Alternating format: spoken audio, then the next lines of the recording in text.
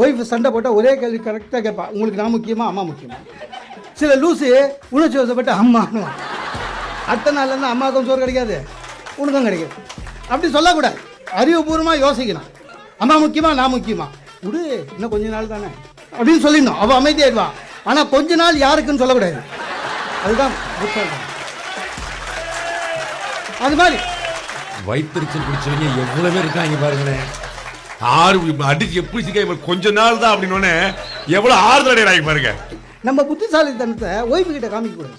மக்கு மாதிரியா இருக்கணும். சில வாட்டி நான் சர்க்கஸுக்கு போனேன் ஒய்ஃபை கூட்டின்னு. அங்கே ஒரு ஆளை என்ன பண்ணாங்க, வட்டமாக ஒரு பலகை, அதில் ஆளை இப்படி வச்சு பண்ணிவிட்டு அந்த சக்கரை சுற்றுது. ஒரு 20 அடி தூரத்தில் ஒரு லேடி கண்ணை மூடின்னு கத்தி எட்டாடிக்குது. அந்த கத்தி படவே இல்லை. நான் கம்முன்னு இருந்துருக்கலாம்.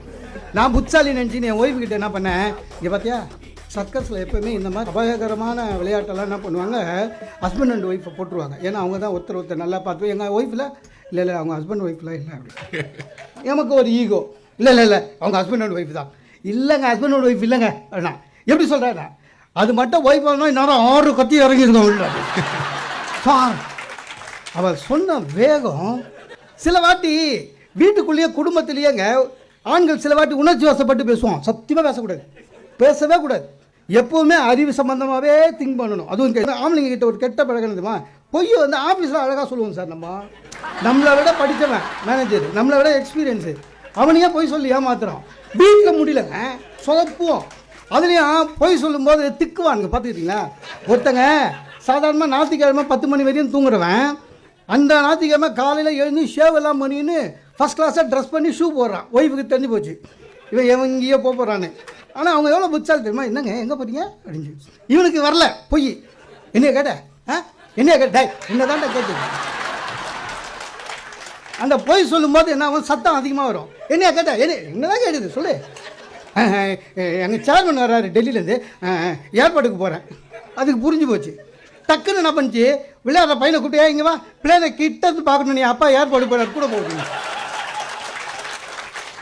முடிஞ்சு போச்சு சார். அதே மாதிரி எதை சொல்லணுமோ அதை சொல்லணும் சார். நிறைய ஆம்பளைங்களுடைய பெரிய மைனஸ் பாயிண்ட் என்னதுமா, ஒய்ஃபுக்கிட்டே தம்பட்டி அடிப்பான். ஏன்டா ஒய்ஃபுக்கிட்டே சார் நான் மாட்டியிருக்கேன். ஒரு நாள் உற்சாகத்தில் என்ன பண்ணிட்டேன், என் வேல்யூ உனக்கு தெரியல, என் பே ஸ்லிப்பை மட்டும் எந்த பேங்க்கில் காமிச்சாலும் 10 லட்ச ரூபா பர்சனல் லோன் தருவான் அப்படின்னு. அது உண்மை. ஆனால் அதை தம்மட்டை அடிக்கக்கூடாது ஒய்ஃபுக்கிட்ட. சார் அந்த நாத்தியம் கரெக்டாக எங்கள் மாமனார் வந்து காலிங் பில் அடிக்கிறார் சார். பிறந்தா மாமனார் என்னம்மா ஒன்றும் இல்லை மாப்பிள்ள, சின்னவளுக்கு கல்யாணம் பண்ணலான்னு முடிவு பண்ணிட்டாங்க. யார் மச்சன்சிக்கு